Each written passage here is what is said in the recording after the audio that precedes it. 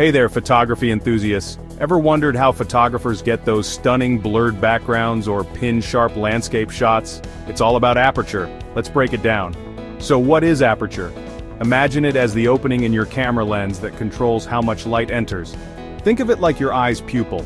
It widens in the dark and shrinks in bright light. Aperture. Equal sign light control plus depth of field. Now, let's talk f-stops. You'll see numbers like f/1.4, f/2.8, or f16 on your camera. Here's the tricky part. The lower the f number, the wider the aperture. So f1. 4 means more light and more blur, perfect for shallow depth of field. Meanwhile, f16 means less light but a sharper background, ideal for deep depth of field.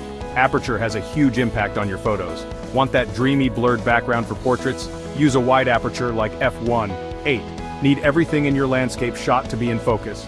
Go for a narrow aperture like f11 or higher, wide aperture for portraits, narrow aperture for landscapes. Changing your aperture is simple.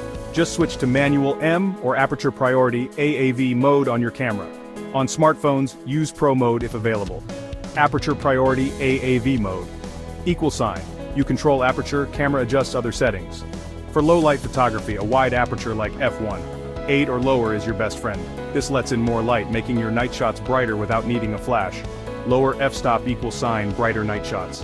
To recap, aperture controls light, depth of field, and sharpness. Mastering it will take your photography to the next level. So experiment with different f-stops today. Like, share, and subscribe for more photography tips. Hit the bell icon so you never miss a video. Alright, time to grab your camera and start shooting. See you in the next video.